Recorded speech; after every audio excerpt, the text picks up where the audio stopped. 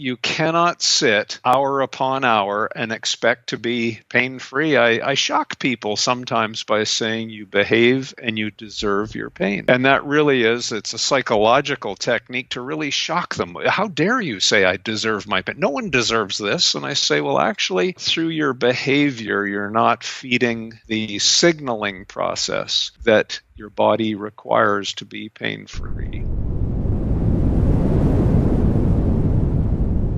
Dr. Stu McGill, welcome to the show. Thanks so much, Chris. A little bit of, what's the word now, familiarity. And I know I'm going to enjoy this, so I'll just let you work your magic. Thank you. Yeah, for everyone who's listening, you've been on the show before, Stu, and in between then and now, I decided to take a pilgrimage up to see you 2 hours north of Toronto. So at the end of a road trip last year, I had been driving around a fair bit. So I got used to driving on the wrong side of the road. Flew on my own to Toronto, the first time I'd ever set foot in Canada. Didn't realize I needed a different visa to that of the US. So got stopped at the border. I had to sort a thing out. Got into Toronto on a different flight, got a car, went up and stayed near Gravenhurst, and then came to see you and went out on your boat, and you did a huge, big, long assessment. And yeah, we've been in contact ever since. So it definitely feels like long overdue fondness, I think, today. And one of the first things that I wanted to discuss is just how different everybody's routines have become at the moment. That everyone's life has changed an awful lot since we last spoke, which is about 18 months ago, and people are working from home. They've got different desks. They've got different routines, perhaps with no gym, restricted exercise regime.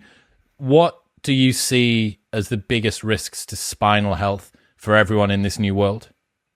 Yeah, well, there's no question that it's too much sitting primarily. When you look at not only spinal health, but cardiovascular health, mental health, every single one of those systems requires appropriate movement for optimal health. Force movement really is one of the major languages of cells. And when they are starved of signaling, they will decline and lose optimal health. So that's a short and sweet answer. People are being sat down a lot at work as well, though, right? Is it just the little movements in between? Is that making that much of a difference? The walk to the car, the little set of steps to go up to the office? Well, I don't think that's nowhere near enough.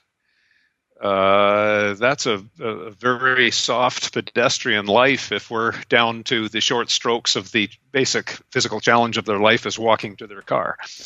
So we didn't evolve to have optimal health with that level or lack of stimulation. My thinking is, what's the difference between the old world and this one? People are sat perhaps now in their houses, but the only difference is they're sat in their house instead of in an office. Yes, and they get up in the morning and they go to their home office and they don't go outside for a walk, which at least they did before. And there's just no question about it. The longer you sit, the more accumulated stress in your body. And I think it's showing on many levels. Let's talk specifically from a spinal position then. A lot of people will have reconstructed home offices, perhaps not with the perfect lumbar support chair that they may have been given at work or an office environment. What are some of the things that you think people should absolutely steer clear of, or what are the most common issues that you can imagine when someone's recreated their working environment at home? Well, I know what works for me, Chris. So I'm an older fella now, and what works for me now wouldn't have worked for me when I was in my 30s. But if you want to talk about that biblical training week, we can. It's that would be a personal answer, but a generic answer is what I think you're looking for. And it's a matter of managing demand and capacity. And there really is a minimum demand that's needed. So people need to artificially create that demand in their lives. Institute movement blocks throughout the day. I will often say to patients, every time you eat, go for a 15-minute walk. It's non-negotiable. You build it into your program. There's nothing stopping them from doing a round of the big 3 exercises, which you're familiar with, a few push-ups, going climbing the stairs, a few air squats. You cannot sit hour upon hour and expect to be pain-free. I shock people sometimes by saying you behave and you deserve your pain. And that really it's a psychological technique to really shock them. How dare you say I deserve my pain? No one deserves this. And I say, well, actually, through your behavior, you're not feeding the signaling process that your body requires to be pain-free. So, we can get into the subcategories of people who, they will sit at their desk far too long without interruption, and then they go and have a absolute blowout, a physiological blowout for 45 minutes, either in their basement or in their home gym. And that is not optimal either if they are seeking minimum pain and optimal function. So everyone's a little bit different, but those are some of the big rocks. If I can coin Gray Cook, who is well known, he's very good at making things simple. And Gray says, move well and move often. It's a wonderfully simplistic way to put it, but there's a lot of wisdom behind it. You described the old world of me there with someone who is incredibly sedentary for long periods of time and then would consider that a barn burner of a workout for an hour to 90 minutes. I remember for a long time, I was going and working in Manchester, which is around about a 2.5 hour drive from where I am now. The car that I have is a small coupe. It's quite low down. I didn't have my lumbar, which is a lumbar support pillow that you can slot behind your back to maintain a nice S-curve in your lower back. And I would go from working all day. I'd be sat at my desk, sat down. I didn't have a standing desk as I do now. Sat down working. I'd go into CrossFit. I'd warm up. I'd do my 10 minutes of warm up. I'd do whatever the workout was. And then I'd go and quickly change into some different clothes because the other ones were all sweaty, and then go and sit in my small coupe for 2.5 hours as I cooled down. That would be my cool down. Or maybe I'd put the heated seats on at sort of a mid-range and I'd cool down more slowly. And that would be the way that I did it. And now thinking back, it was simply a matter of time. Every time that I decided to do that, I was rolling the dice of what my physiology, how my physiology was going to respond to 2 periods of extreme sedentariness with one of extreme intensity slotted in the middle. And you deserve your pain is a difficult pill to swallow, but I think I'm getting towards I caused my pain. I caused my pain. I deserve my pain is the next level that I need to get to in terms of acceptance. Well, that's a psychological tool that I use to shock them into a behavior change. And when I say you deserve it, intoned in that is that it's in your control. You deserve it. It's in your control. So now undeserve it. Change your behavior and make damn sure you don't replicate that perfect storm.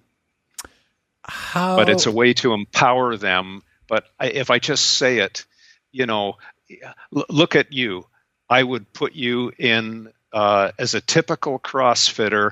And when you look at the CrossFit community, you do not find sloths in the CrossFit community. They are all very keen people. They are very encouraging people, but it's always encouraging to more and the next level. Seeking biological optimums is usually not in their mindset. So they would tune me out if I said, I think you should change your programming a little bit. Wait a second, I need my personal best. You see, that's the philosophy that's fed in the culture. And so I have to shock them a little bit and say, biology isn't infinite. You violated a principle of biology, and you cannot have 5 personal bests in a year. Biology does not allow it. So do you see what I mean? It's a bit of a shock, but that's the level of shock that with certain people, now, if there was someone who had a very timid personality, where you will not find that person at CrossFit. It's just the culture and the nature of the beast. The very timid person, I would never say you deserve your pain. Now, that's a very different play acting, where I would be very sympathetic and quiet and show them, prove to them that we can shift the locus of control, and every time they get pain, instead of recoiling from it with the attitude of a victim, oh, why me? I would never say you deserve this to the victim, but I would show them, here is your pain, understand that. Now here's the antidote to that pain. Try it. You just accomplished getting off the toilet pain-free. You just accomplished working on your computer for 20 minutes pain-free. Wasn't that magnificent? So the pain is no longer the tyrant that turns them into the victim. The pain now transforms into a tutor. And they'll say, okay, I get it. I understand now that because I did this, I got pain. Let me go back and repeat that task with the new engram, that new way of moving. And I just accomplished that without the pain. I am now empowered. I'm no longer a victim. I'm in control. So do you see there's two psychological extremes, and they would require two very different types of psychologically based, if I use the word trickery, or just good coaching, really. This may be a biased question given your background in spinal health for many decades. Is back pain the most debilitating sort of injury that people can get, that people will commonly have? Well, I guess that would depend on who you talk to. Certainly some athletes will tell you that when your back is knackered, you can't do anything. There are many people who do physical work who will tell you that. Now, I spent my career for the most part as a professor. I could have a knackered back and it wouldn't matter. I could still do my job. But if I was a construction worker, it would have been impossible to do my job. And so do you see, I guess it needs context, because having a bad hip and a bad knee is no fun either. But anyway. Depends on what the demands are. Yeah, and I could take it into an extra. There's just different ideas that are popping into my head as you're saying that. Say we took a strength athlete who had some spine instability as their major mechanism for their back pain. Well, when they're under load, they might be performing a feat of strength. If the body detects a little bit of joint instability, it not only gives them pain, but it entirely shuts down their neural drive. So they fail on the next repetition, or they fail mid-lift. So there's much bigger consequences. But I could say that with a bad knee, if the brain senses the unstable knee, say they're ACL deficient, it shuts down the knee. They buckle, they walk with a limp, etc. So it's hard to say, isn't it? Back pain, as someone who is absolutely in the trenches, as this sort of heritage of suffering with lower back discomfort, is very difficult to escape in a way that I'm not sure that other pains would be. Perhaps in the hip as well. But as you start to move out towards the extremities of the body, there's particular positions usually you can get yourself into. I just had an Achilles rupture repair. I know. certain positions for that were quite uncomfortable, but other positions I could hide it away. And I could get myself into some places you can imagine I've got to go into that elevated position. That became a little bit uncomfortable on my back. So I needed to do an adapted moon boot big 3 variation where I had to try and reinforce that stability. But back pain to me is the one that it's just so inescapable. You can get it when you're lying down. You can get it when you're standing up. It's always there reminding you that you're injured, something's not right, you've got instability, you've got fragileness, you are not robust. Well, if the person has not seen a very competent clinician who has the skills to really assess the mechanism of their pain to create a precise and accurate diagnosis that will lead them to an effective intervention, they just feel helpless. And truth be known, when you speak to a lot of clinicians, they say, I fear when a back pain patient comes through the door because I don't know what to do with them. Look at the medical education. Medics really get no education on how to deal with a back pain patient. When you see what goes on in physical therapy schools now and how little they get on mechanical back pain, they're really equipped, in my view. Is there something unique about the spine, or would it be?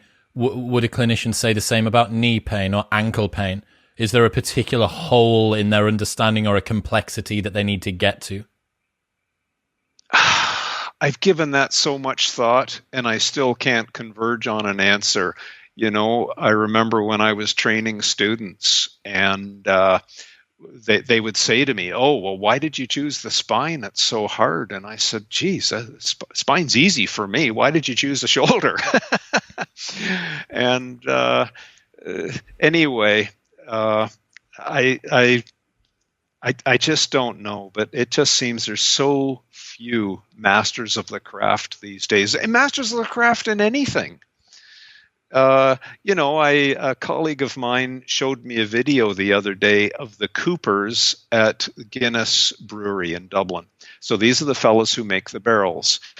And it was an old video from the 40s, and how those craftsmen spent their lifetime to become a master cooper.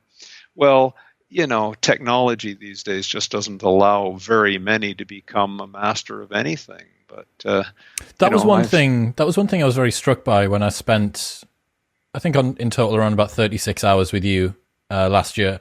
Actually, a year and a half ago now. One of the things that I was struck by was something you said to me around social media, and I think that it was something along the lines of, there are no masters of the craft who are also posting online. And this, you could call it old school approach, I suppose, to dedicating to narrow and deep, especially in something that, although you might find it easy, I think the spine is a complex mechanism to work out what's going on. You had to do a lot of experiments to find out the things that you now understand. If you're going to take on a task like that, I do think that it requires you to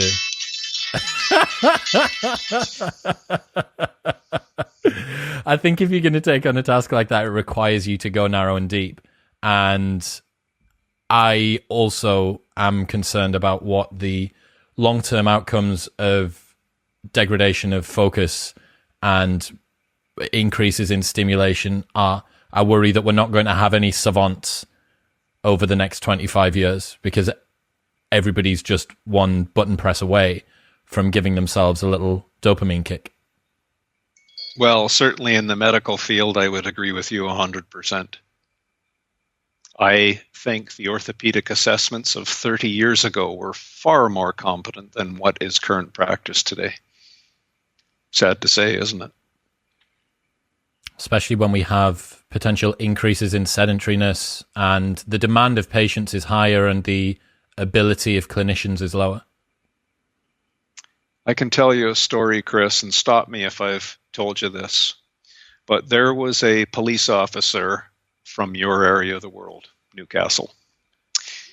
I was asked to see him as a patient, and this was a police officer who was a veteran, a very tough man, a man with experience, a physical man, and he went to the NHS, and not once did he get a thorough assessment of what was going on in his back. And he was given very inappropriate, here's a list of exercises on a piece of paper, go away and do them, with no coaching. No coaching on how to reduce the cause through his daily lifestyle. And it got so bad that he couldn't do his job anymore. So the NHS therapist gave him a book, and I forget what the book was called, something like Learning to Live with Your Pain. And, they started to put into his mind that it was a psychological issue. The pain was magnified in his head. Can you imagine how destroying this would be for a police officer and someone who lives by laws and enforces them, and yet is just held to such a level? Anyway, this man was suicidal. Do you mean that I am so mentally weak that I am magnifying this pain? And he had to retire. So I saw him, and I showed him how to, I'm assuming this is on video, but the gig. You go down and to mimic that cricketer's posture in the cricket outfield, or for the Americans, it would be a shortstop position in baseball. And then how to stiffen, change the curve of the back so you've taken the stresses away from the pain triggers. You become a leaning tower, develop athleticism through the ankle, push the toes down, and then pull the hips through. And then I showed him, now sit down. Now stand up and get off the toilet and do all of these things. The man broke down in tears. He said, I just did all this pain-free. Do you mean that I've had this ability all the time? It's not in my head, and no one has ever shown me how to stand up, how not to get pain when I sit, how not to get pain when I walk, how not to get pain when I use techniques of martial arts to frog march a person out of the pub, and all of these kinds of things.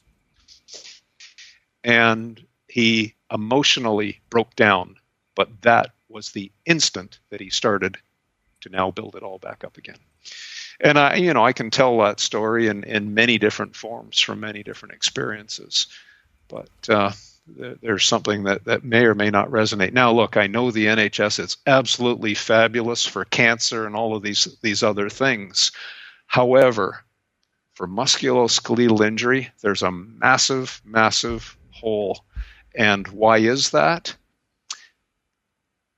Why are they not getting? I had a call from someone from the UK, was that 2 days ago?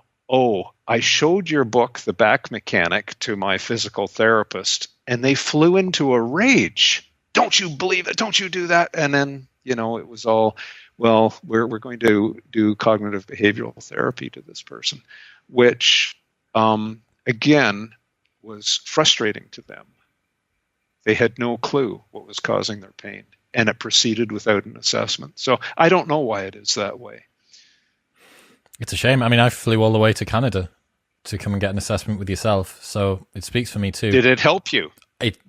I have done... Here's one thing. I wonder whether you ever consider this. Have you thought about the cumulative amount of time that people across the planet have done the big three? No.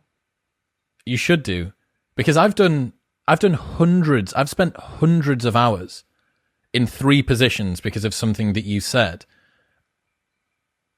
Hundreds of hours. Did it make you robust? It's improved me more so than any other routine that I've done. Has it built a foundation for you to get back to enjoying your life? I also need to regrow an Achilles. So yes. Yes. I keep on putting little hurdles in the way. What are your most important habits for maintaining spine health? Someone isn't familiar with your work. They're entering this conversation fresh. What are the most important habits? Well, when you say your most important, I certainly have some personal habits. We can talk about those in a minute, but I think you're talking about more of a generic sense. I don't want to use words that are unfamiliar, but let me start with them because they're very correct. So those would be manage demand and capacity. So if you were to go out and play rugby, there are demands made of rugby on your body. Do you have the capacity to meet them? If your job is to sit in front of a computer to do your work, You must understand those specific demands and then make sure your body has the capacity to meet them. Because if the capacity does not meet the demand, you will have suboptimal function, pain. Now, let me just describe that issue of pain. Let's consider laying in bed.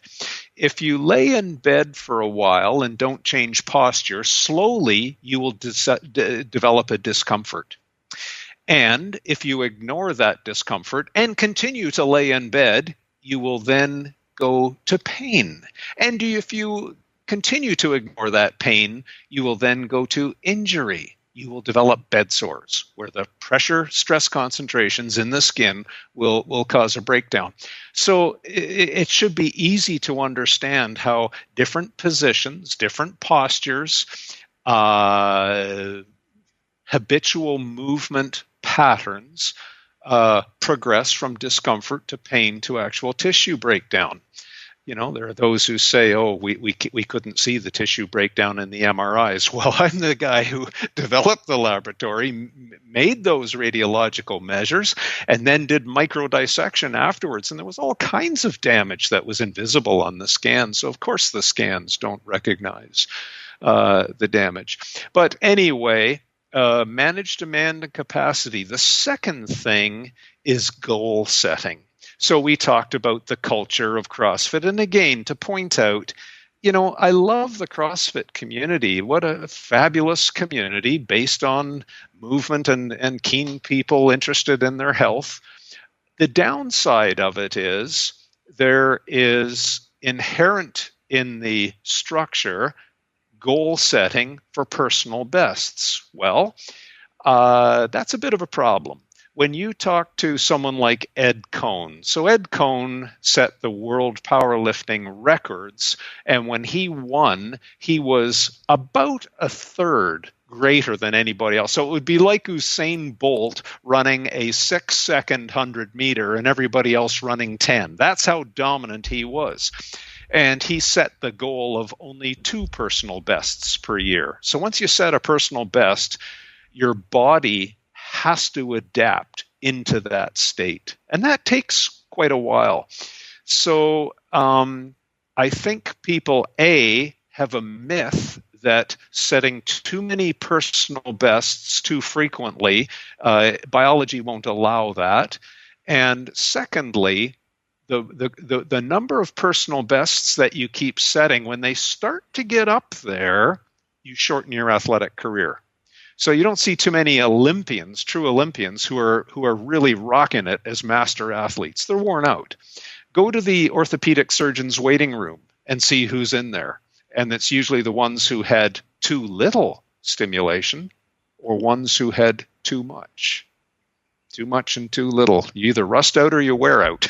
And then, so when people come here and I'll see their personality. Oh, I got to set my next personal best. I got to get my weight down to this number or whatever the thing is. And I said, yes, but that's why you're getting into back pain.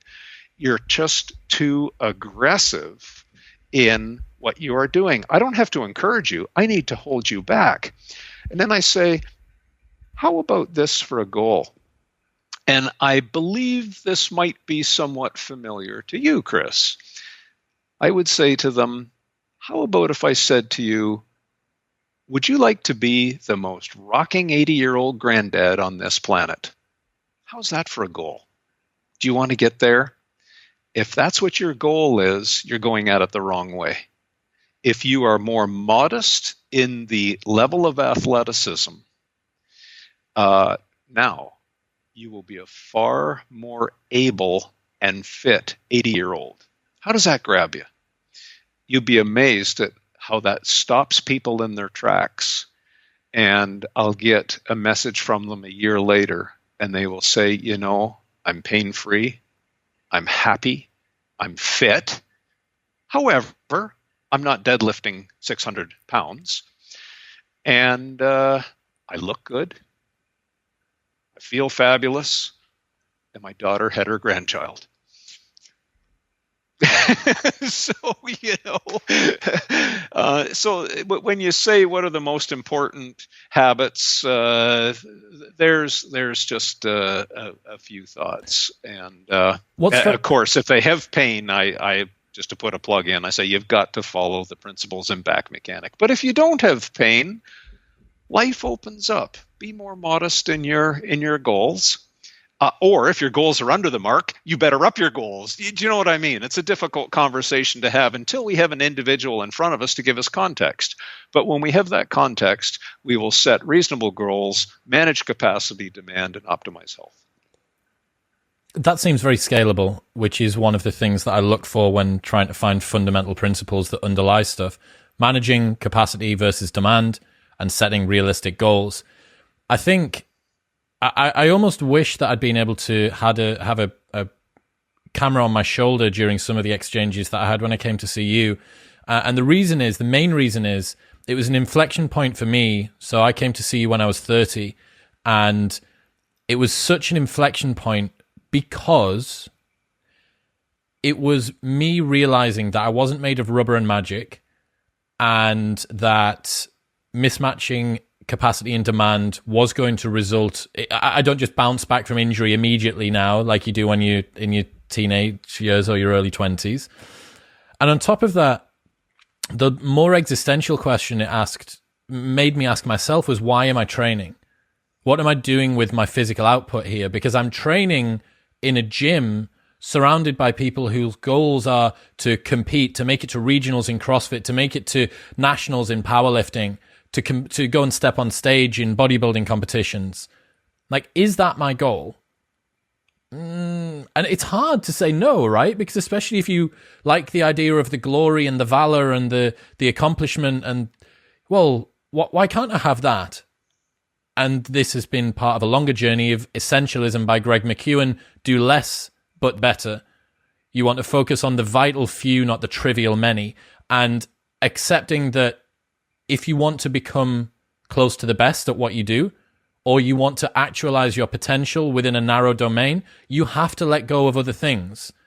That being said, some people go too far. They don't train at all, which actually negatively impacts them. I know that I podcast better and my speech is more precise if I've trained, because physical health enables my mental health. But I don't need to go full send 6 days a week, trying to keep up with people for whom that's their Everest, because that's not my Everest. I need to find something that facilitates me long term.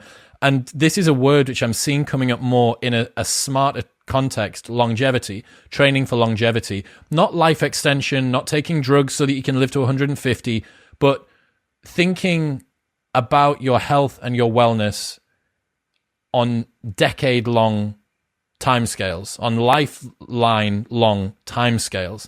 And that, for me, is a realization that I've tried to give to a lot of other guys who are mid-20s, late 20s, early 30s. Look, man, like, you need to think, like, what are you training for?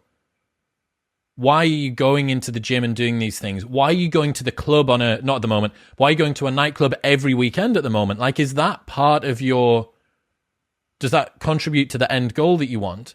Working out what you want and then working out if the things you're doing are contributing towards getting you there. And it's a difficult pill to swallow. Like, it's hard, right? I don't want to think that I need to give up something that I enjoy doing and perhaps could have brought a bit more glory into my life. But that realization was really, really important. And yeah, it's a gift that I wish that I could give other people. If I could bottle it somehow and give it to a bunch of different sort of garage gym athletes, I think it would probably make their lives a lot happier.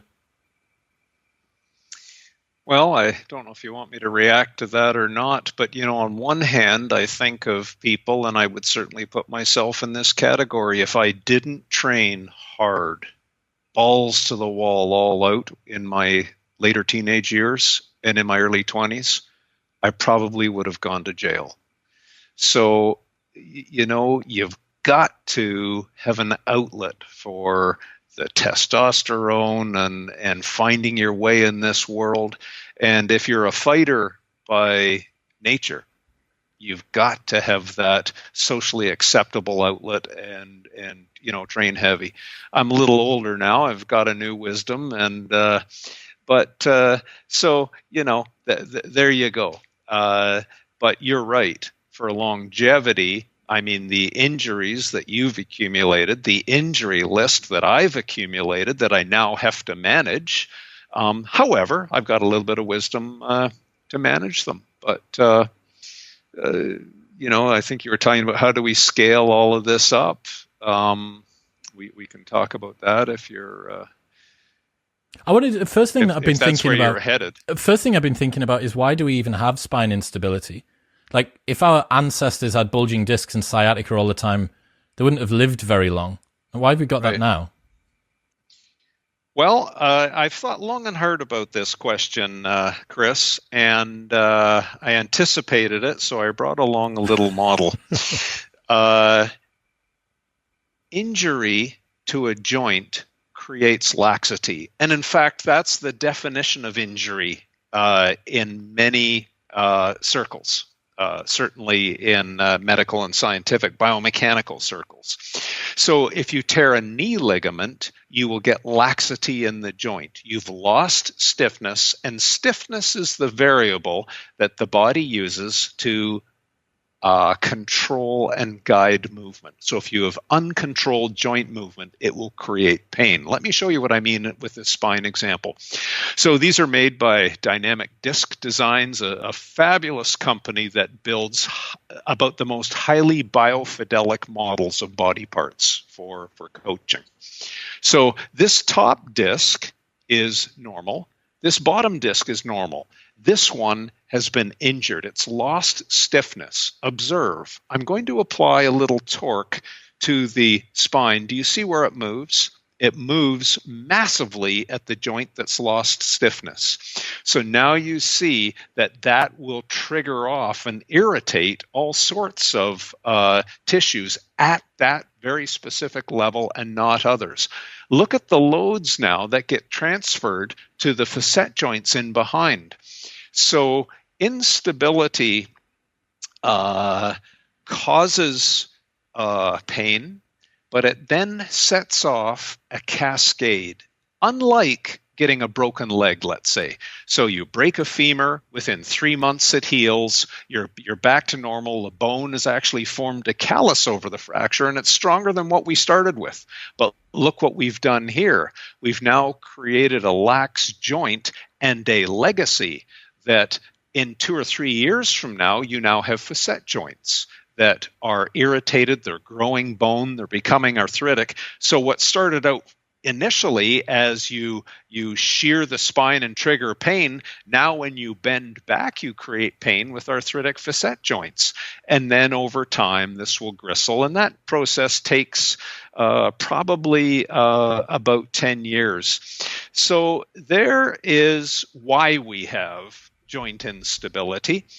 And I've explained a little bit about the cascade. Now let's talk about our ancestors. None of us really know what back pain they had. All we can do is go back to the Egyptian hieroglyphics, and clearly they are bent over in pain. Some of them are receiving positional postural treatments. When we exhume Viking graves, we see the same evidence of spine instability, arthritic facet joints at single levels together with bone spurs at single levels. So they had it. However, you've experienced yourself that when you create core fitness, you become resilient to those micro movements. You create an exogirdle around that core. So a power lifter and a weightlifter put on lifting suits and back belts to create an exo support system to arrest the micro movements and create that stability. Now, where I'm headed towards this is I have a feeling our ancestors were tougher than we were. The management of demand and capacity was very different. There was no question. They had to be extremely physical to live and survive. I now go to the world of sport. Last week, I had a consult with an NHL hockey team, so top pro hockey team. And the discussion was, When we get a farm boy from the plains of Canada, Saskatchewan and whatnot, they're really hard to push off the puck. They are innately strong throughout the whole linkage. Versus you get a city kid who went to the best gyms. They lifted barbells, they pulled on cables. They're so easy to push off the puck. They score higher on bench press and squat, but they can't compete with the farm kids. So I get back to this idea, when I get an elite athlete with back pain, and if you were to rephrase your question and say, why is that? I would say almost every time it's because they have an underperforming core in the context of their athleticism. Rebuild their core, and I hate that word core, but at least you know what I'm talking about. When we rebuild that core, rebuild stability in a farm boy fashion, we have quite often really progressed in restoring their pain-free athleticism.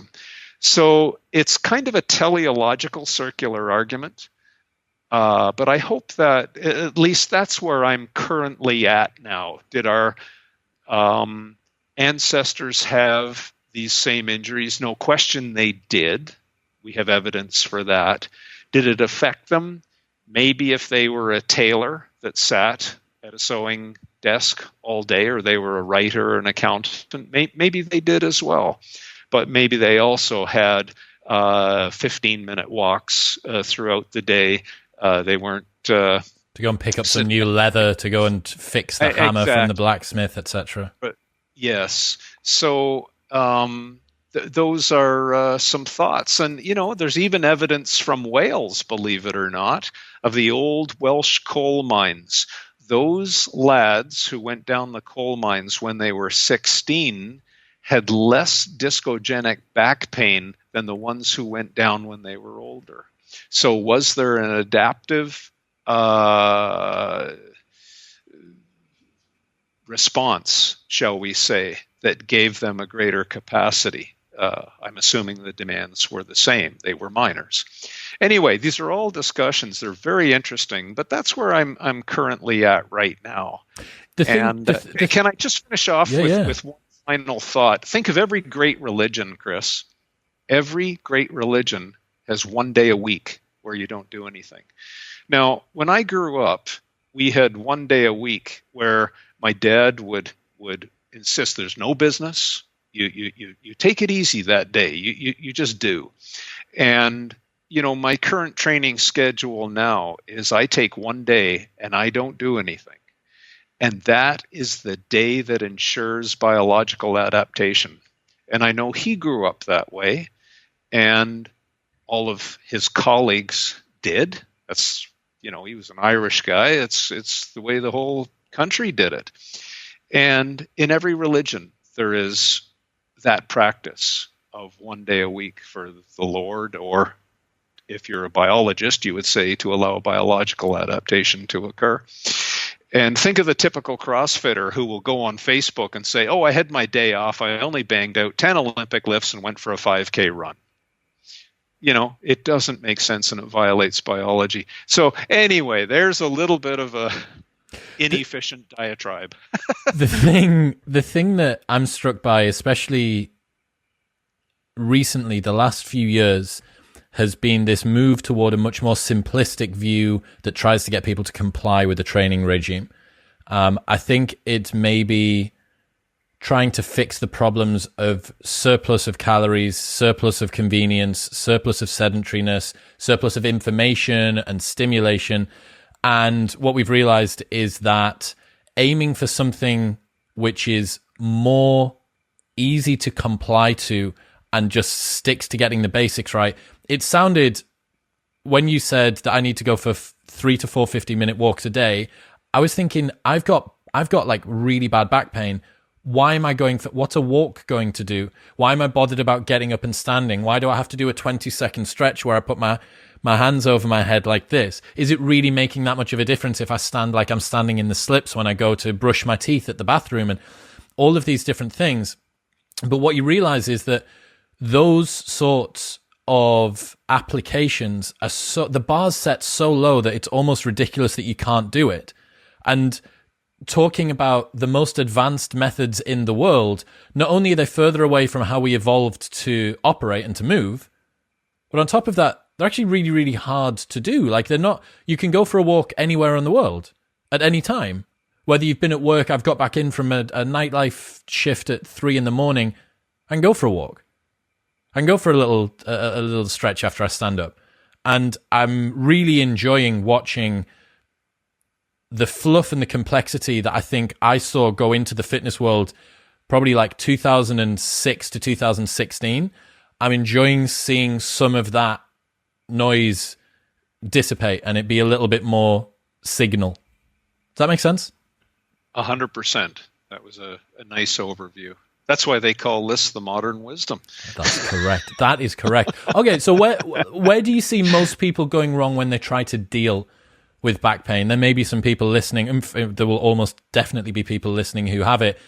What are the things that people do mostly, which is either not helping or perhaps making it worse? Number one, without question, failure to get a thorough assessment to reveal the mechanism of their pain, without question. So if a person is able to get a read on the precise cause, they now have a precise targeted strategy to A, get rid of the cause, allow the pain to wind down, and B, build up the linkage, tune the linkage with strategic mobility and stability, build appropriate endurance, build strength in appropriate patterns, and then coach it in a way that transfers to the end goal. And as you know, I've done experiments in every single one of those stages. For example, we know that a certain style of instructional coaching transfers those movement skills to real life. We did that study on firefighters, for example. As you know, in Pensacola, Florida, we took the whole firefighting force and divided them up in different styles of training groups. And those who were coached in a way that they became educated as to how they were loading their body, it just transferred when they were doing real firefighting tasks. We never coached them how to do firefighting tasks, but they had much less injury markers in their movements afterwards. So that would be my number one answer in a generic sense to that. What's number two? If people, they've perhaps considered going for an assessment, but they're also doing some other things to try and fix their back pain. They've watched a YouTube video that doesn't include you. Well, this will sound very self-serving, but it's very difficult to find a competent assessment. Nowhere in the medical system is it available. It certainly isn't available in the UK. I don't think it's available in the American insurance-based medical system. It's not available in Canada. So there are individual clinicians. There are a few in UK that do very thorough, competent back assessments. There are a few scattered around the world. But in the absence of the average person to get that assessment, that's why I wrote Back Mechanic. It guides the person through a self-assessment. Is it as good as seeing a master clinician? No, but it's better than, I hate to say it, close to 100% of the family docs and many of the physios and chiros that they will see, although there are some who are especially trained in that. So then I have to say, subcategorize your back pain. In one person, they might need more core fitness, more stiffness, more control. And what are they doing? Oh, well, they're stretching their hamstrings, touching their toes, pulling their knees to their chest, and that is the very thing that's causing their pain. And yet the very next person is overly stiff. They are so stiff and in control, they're petrified by their pain, they're locked up, and just to get them to stand up and say, no muscle. Hover your ears over your shoulders. Hover your shoulders over your hips, jazz knees, loosen your knees, put your hands behind your back and float. You're at military at ease. And they'll say, oh, doc, you're magical. You just took my pain away. And I said, well, all we did was shut your muscles down. I would have a muscle cramp as well if I walked around holding 5 pounds of butter in my hand. But that's what you're doing all day long, clenching your back.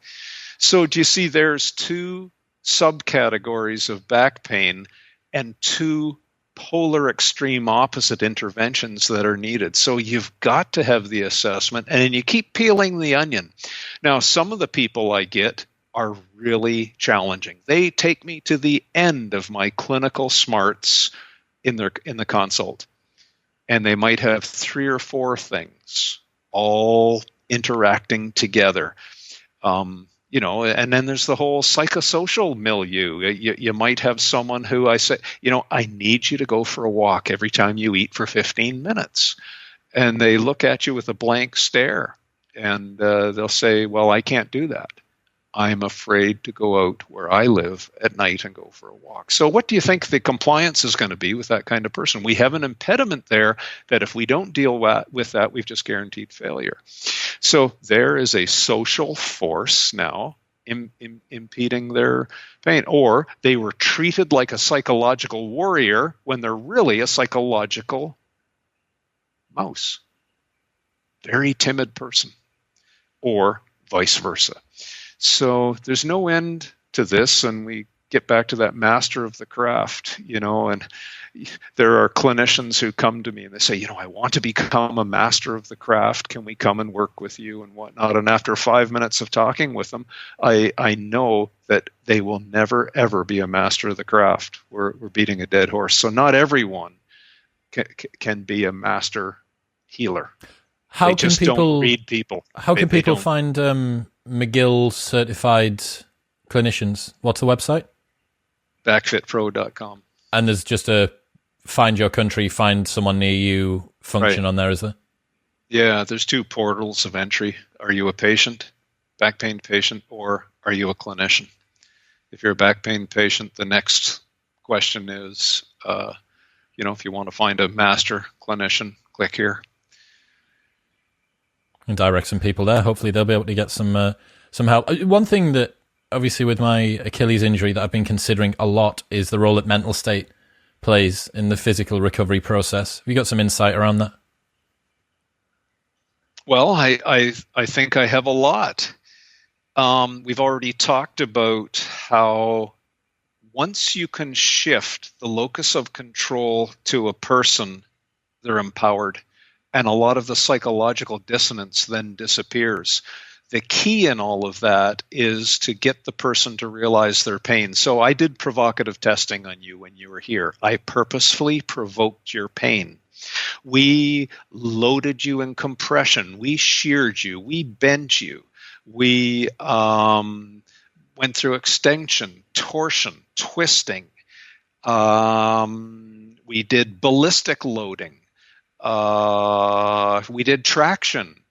We probably did a few. Oh, and then I provoked your nerve roots. We pulled on different nerve roots. I found out whether the nerve. Absolutely loads of fun. You even got your wife in, and she contributed to you poking and prodding different bits of my spine as well. It was a multiple vector attack. I recall that now because you had a little bit of friction on the nerve root. So as the nerve root moved, you got friction on that nerve root. So I had to pull on your ankles and your knees in certain directions to migrate the nerves away from your spine down your leg, and she had to release your head at the same time because the nerve pathway is basically a long rope. And if you're going to pull it at one end, you have to release it at the other to get the slide. And it's the slide that causes pain in some people. So yes, I do need an assistant with some of the tests, but never will you get that assessment anywhere else than when you got it here. And for the first time, we really learned,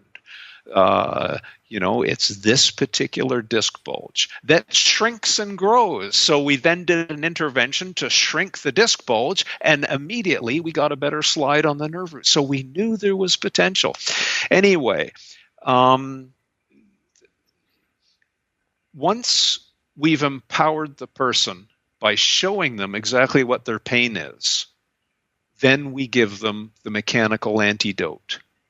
And all of a sudden, and I keep coming back to this, to use a psychological word, shifting the locus of control to the person, and that empowerment immediately addresses a lot of their psychological concerns, because before they were a victim, but now they're an active participant in them becoming stronger.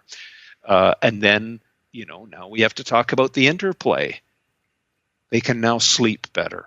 If you want to give someone psychological distress, so you break them down to the point that they're willing to divulge information. So let's go to torture mechanics 101. You deprive a person of sleep, you make them hungry, and you give them chronic low-grade pain. That's torture. But that's how you extract information out of a mentally strong person. You break them down. But I just described back pain for a lot of people. So we interrupt that, and then they start getting their mental toughness back again, and away we go. We build it all back up. So, yes, is mental state, they come here suicidal, absolutely hopeless. I've had people say, if you can't help me, doc, next week I'm ending it all. Some therapist told me the pain was in my head, and I can't live with that. That means I'm crazy. I don't think I'm crazy, but if that's what it is, I don't deserve to live. And I say, hold on now, give me a week. And can we start to change the course? And I remember one fella who did come, and he said, Doc, I hear you're different. But I'm telling you, I've been to the pain clinic. If this is in my head, I'm putting an end to it next week. And I said, well, tell me about your symptoms. And, stop me if I've told this story before. But he said, well, most of the time I'm pretty good. But when I move a certain way, it feels as though someone has opened up my hamstring with a shard of glass. It's the most excruciating pain. And I said to him, can you show me that? He said, what, you want me to cause that pain? And I said, yes, it's the only way I have to understand the mechanism of your pain and then show you how to deal with it, do something about it.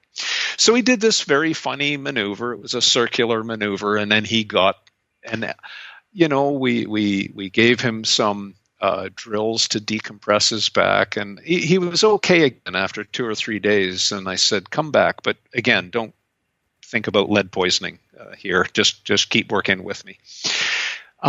Anyway, he never did have another attack, never once. So people will ask me, how long does it take to cure back pain? Well, I can say in some cases it took 10 minutes of coaching, and they never ever had an acute back pain again. And remember, he was labeled as having chronic pain, and it was in his head. I said, you don't have chronic pain. You have mini acute insults all day long. It appears to be chronic, but it's not. It's acute pain over and over again. Let's understand the acute cause and deal with it. I met him just a few years ago again. I lost track of him. And this was about 10 years later. He brought his daughter to me, who was a heavy field athlete on scholarship down in the U.S. I can't remember whether a discus thrower or a shot putter or something like that. And I said, well, tell me, how's your back these days? He says, fabulous. He says, never, ever, ever did I have another shot of pain. So how about that for mental state that had driven him to the point of suicide, and becoming empowered changed his life, that it became an absolute non-issue.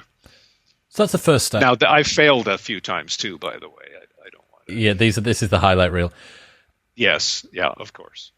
That's the first step, to take control, to understand that you're an agent as opposed to a victim.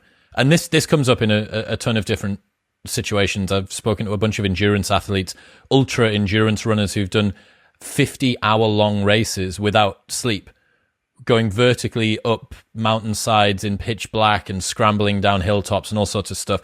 And they say the same thing, that you need to internalize that locus of control. But even once you've made that change, even once you've said, okay, I'm the architect of my own recovery, or at least I'm the builder of my own recovery, and perhaps I have a experienced clinician who's giving me the building plans that I'm following, but it can still be quite draining long term, dealing with discomfort, watching your friends have to go and be able to go and do things and you know that you can't anymore. Have you got any more long-term strategies for how people can continue to stay mentally robust during injury? I don't know if I have any great secrets in this. It's just a systematic, scientific approach that never really wavers. Get an assessment, know the cause, address it appropriately, wind it down, build it all back up again. And then at the end of the day, I told you about my Irish father. He had a saying, a little bit of what tickles your fancy is good for you. So if that was a little bit of Irish whiskey, all right. But what it really meant was go and have a little bit of joy and a little bit of fun and make sure that you do. And that's whatever that little tickling your fancy is very different for each person. And it may have an element of danger or risk for your back, but you just keep learning how to do it. And, you know, when we finish this call, I'm going out. I've bought myself probably the most athletic racing snowmobile made in production in year 2020. How quick does this thing go? It's an easy 100-mile-an-hour sled. On snow? On snow, yeah. But I'm going out to do some jumps and pop a few wheelies and things like that. So I'm not going to be getting 100 miles an hour, but I'm going to a golf course and all the lads around here all have these machines, but I'm the oldest of them, so I've got to, go and tickle my fancy a little bit. So I'm going to have to be very careful on the landings, but damn, I'm going to do a few. And it tickles my fancy, and I'm going to have a little bit of a push. Over the years, I've had a few injuries. I remember one winter I broke my ribs twice. What doing? Snowmobile accidents. I came up a hill one time, and I've always told my kids, if you go up a hill and you catch air, know where you're going to land. I came up this hill and caught air, and then I looked down where I'm going to land, and there was a picnic table right there. And I hit the picnic table, and I broke the table, broke my sled, broke my ribs. And then it was probably 2 months later, I hit a log that I didn't see. So something that strikes me about that, kind of looping back to what we said at the very beginning, is about knowing. I don't know. Maybe we should edit that out. No, I think that's totally irresponsible. No, it's you were young and foolish. What strikes me? I'm a year older this year. I have a Y chromosome. How's that? Yeah. We'll blame it on that. We'll blame it on the testosterone. What strikes me is that what we're talking about is, what do you want to want? What are you prepared to pay to get the thing that you want? Have you actually considered what it is that you want from life? You know, for some reason, that you like to go close to triple figures on a snowmobile on a golf course, and you have thought that through, but you're not trying to do that whilst jumping out of a plane, whilst bungee jumping, whilst base jumping, whilst doing Brazilian jiu-jitsu, whilst doing all of these other things. It's a conscious decision to make, and this sort of consciously designed life, stepping into your programming, as I call it, is something that I really, really wish that I'd started to do more early. Being intentional with the things that I do. Why am I doing this? What's it serving? Like, what is, going back to the social media example, what is the prize that I win for constantly being on my phone? Well, it doesn't serve the things that I want to do in life. So upon knowing that, I actually see when I pick it up as, I don't need to. That's actually a reminder, I can put it down, because I've got other things that I want to do more. I have other things that serve the things that I want to do. And that, have a little of what tickles your fancy, is predicated on knowing what your fancy is. It's not have a little bit of what the social norms say should tickle your fancy. Have a little bit I get your point. of Yes. what all of your friends say should tickle your fancy, or your genetic predisposition, or the way that you dealt with past traumas, or whatever it is. Being conscious and intentional with the things that you do almost always ensures that the outcomes you get are going to be somewhere along aligned with what you're supposed to be trying to achieve. You've said two things that are hitting very close to home to me in this podcast. I push it on a snowmobile. My wife pushes it on cross-country skis in the winter and in a rowing shell in the summer, as you know. I have to train to do what I do. So it is now a motivation. By the end of the summer, I'm thinking, all right, dedicated training now. I've got to get sled snowmobile fit. And then at the end of the season, okay, I'm going to have to get kayak and canoe fit. Do you know what I mean? So it's something that doesn't build up too much trauma, and I do it 12 months a year. But I do. I justify my sled addiction. I like to work on motors and machines and that kind of thing, and I'll tune them all year long. But B, it motivates me to stay with a certain level of fitness to do it. It's a good thing. Anyway, that's I like how it. I mean, will justify. I went out with you on a boat that you built yourself.